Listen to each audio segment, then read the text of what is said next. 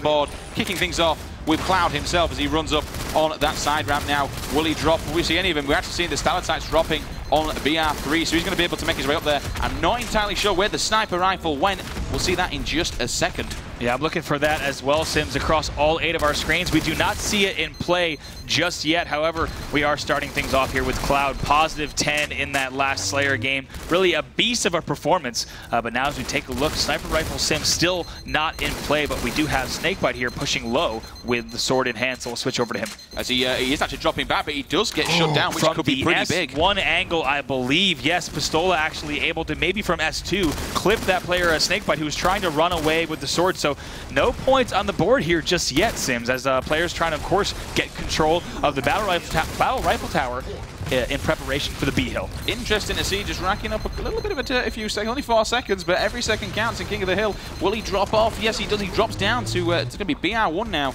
They've actually got the flank, which is brilliant, to be honest with you, because compared to where they were before, they completely had it locked down, and now look at this. I like this position right now. Fear itself. I'm wondering if he's going to stay at Snipe. Will he cycle to BR if his team gets there? I have a feeling Fear is going to stay here at Snipe. Not a bad decision. Of course, he can watch the angle. He has 2 players coming up here. Gets hits markers on both of them. They should easily be able to clean that up. But now Cloud9 is going to start racking up that time. Fear itself needs to be careful here, though. He needs to maintain control of the sniper and the tower. But we did see all of his kills there, getting assisted, getting cleaned up. Looking across, going to be Ogre 2 trying to hide, but there is a grenade coming across. Will he survive? Yes, he does. Once again, Ogre 2, though, just refusing to die. And I have to say, you just saw on your screen a big kill from Hysteria on back BR. Gets the sword lunge there to maintain control of the BR tower. So despite losing a few members there, they will maintain control of the map at large as grenades are flying in. CLG is trying to figure out how to push this, but they're just going to wait for the hill to go down to C. So 30-second lead here from Cloud9.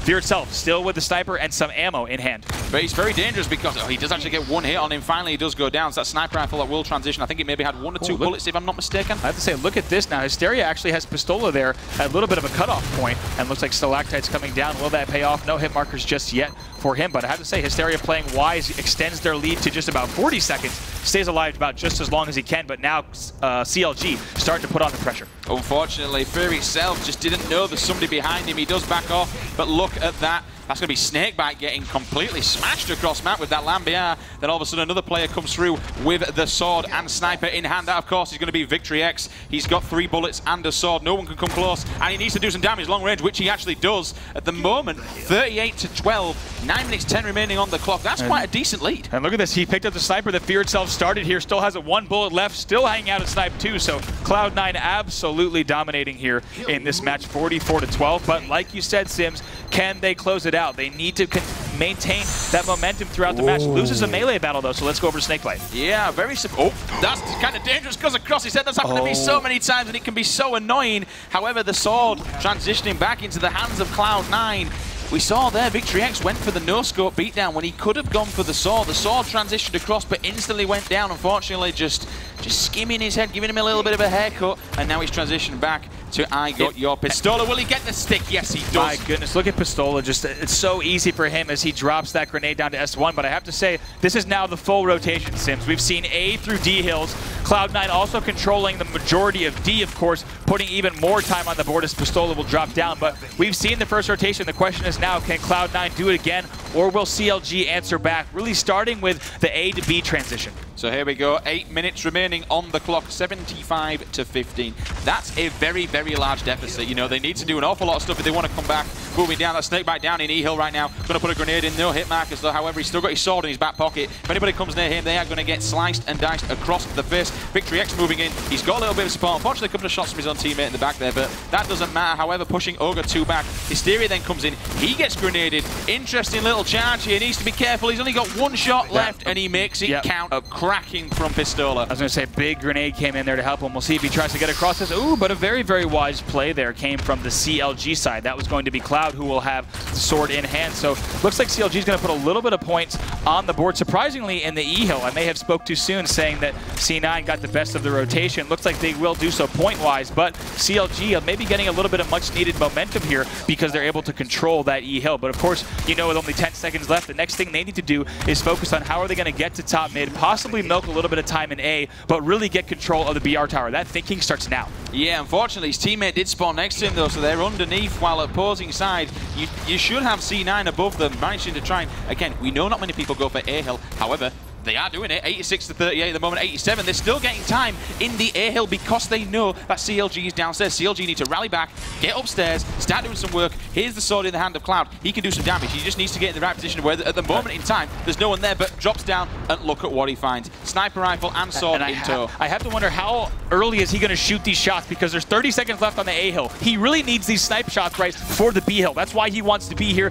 This is the position you want to be in, of course, and he has the right hands. Ooh, look at that. Trying to get the sword launch to go off the map. Cloud will not be fooled, though, as he'll now sit back. Looks like he's going to hold those sniper shots for a moment before actually engaging across the tower. About 15 seconds left. I think Stalactite's got the better of him. Yeah, they actually clipped him in the back, but his teammate does spawn there, thankfully, and he does manage to pick up his weapons in hand. The Stalactites came down, just clipped him as he were backing up. Unfortunately, something we've seen in quite a few games now, those environmental kills coming in clutch when they need to. But look at where Pistola is. He's up there. The B hill is on their side. 5 minutes 50 remaining onto the clock. 89 to 38 the score. They have all the time in the world to just slay. Cloud9 actually has your typical BR setup, surprisingly, but it looks like actually sniping coming across the map there. It looks like so they will get taken down for a moment, but for a brief second they had your classic BR setup. But here comes the CLG push. I'll interrupt myself. We'll see how this pans out. This is an interesting one. He's got to play around there. That is one shot. Will he survive? I don't think he will, and that's going to be the sword guy as well. So sword will drop down. Pistola's just going to leave that. However, he'll call that out. Teammate, sorry, not teammate. Enemy comes down the corner. Will he drop down and try and finish him off? No, he does not. But you don't want Pistola running around with a sword. However, they are in the hill. If they don't clutch up here, they're going to get the full 20 seconds. Someone's pushed out, so at least somehow Pistola and Hysteria stay alive there despite grenades coming down open ramp, and Cloud9 able to push up once again. B hill's going to end now, Sims, though. We'll see what happens at the C hill. Take a look. It's less than a 30-point game. Yeah, they brought it back as they hit 5 minutes remaining. Sword comes out. Cloud goes down. Looking across right now. Can we see anyone at S2? Yes, there is. Causing problems. Ola's going to crouch down, but that's not any good as somebody comes up, takes him out. Sword transitioning now into the hands of another player. That's going to be Ogre 2, who betrayed Cloud, unfortunately. Stuck him accidentally on the leg. Not something you want to be doing when you need to scrap up some hill time. You need all your players alive. But almost unbelievably still have, looks like, complete control here for a moment of blue. So you can only imagine what would have happened if he hadn't stuck Cloud here. But he's able to use that last bit of sword ammo to pick up this kill. But they're in a good position. They just need to bounce back in this match here. Now we'll go back over to the C9 side and Victory X. 3 people down for CLG, however. Victory X going to jump up to S3, S2 area. Will he go on the sneaky? Yes, he will. Will he catch anybody off guard? Grenade goes down. Doesn't get any hit markers. Will challenge Royal 2, though, but Royal 2 says no. And now, yeah, here is Hysteria, sniper rifle in hand. Here is an opportunity for Hysteria. Very nice job there with the no-scope beatdown. Hill, of course, moving down to D. That's bottom of the sniper tower. He does not have any teammates over there, but this is a major turning point. We are less than 20 points separating these two teams. C9 did have a huge lead that has been massively cut. What will Hysteria do with the sniper rifle to get Cloud9 back in control? I have to say, if we're looking at the second rotation here, CLG certainly has gotten the better of it. 7 seconds remaining, 3 minutes 40 on the clock.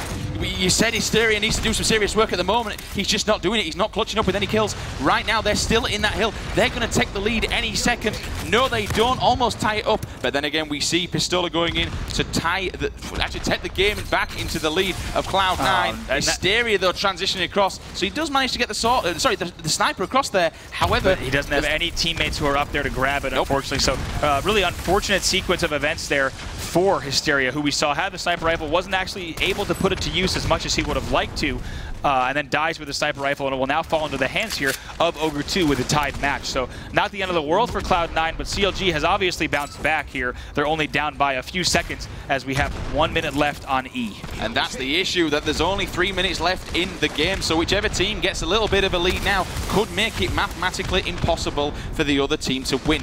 1-1-1 to 1-0-3. Sims, E is the hill to take that chance. Let me tell you why. Because the hill goes to A and it's so easily contested, even if you lose this E charge, almost entirely, Ogre 2 there being wise to throw the sniper rifle off the map as well, but even if you lose the E charge entirely, you can make a really big play on it and actually reset during the A hill. We haven't seen too many teams do that just yet, but I wouldn't be surprised if we saw one of the squads do it.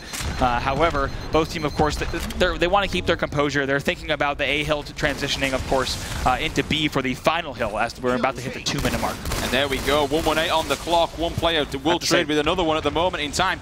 6 seconds remain in that hill as we come up to the A hill. Now, it'll be interesting to see people start to scrap up that A hill time. We don't see many people going for the A hill as it's a bit of a death zone. However, to be fair, I really don't think at CLG, if they want to clutch us out with a 3-0, they don't have any option. They need to get these points, or they need to at least keep Cloud9 out of it. Exactly that. I mean, here they are already controlling B. This is pretty early for some B control. Typically, you don't see it until maybe about, and Fear itself leaning back, thought he got stuck there, but that was not the case. Luckily, able to stay alive, but they controlled B almost at the onset of the A hill. But Snakebite with the shotgun push, can he put some points on the board? Immediately shut down Victory with the sniper. Moving across now, Cloud's over there, double kill for Victory, coming up clutch when it needed, and keeping them, all he needs to do is keep them out. They don't need any more hill time, they just need to keep them out of it, but he will trade out a sword for a teammate. I like that, working together, sharing the power weapons. At the moment with Sniper Rifle, they're in a perfect position. They've got Sniper at sword, in BR tower, and B hill's coming up in 10 seconds. Here comes the low push. We have only one player of CLG trying to make something happen. It's actually Snakebite who is up top, but Snakebite is shut down immediately by Fear itself. A huge play. Cloud9 will maintain control of B, and we are now on the B hill, the final hill of the game.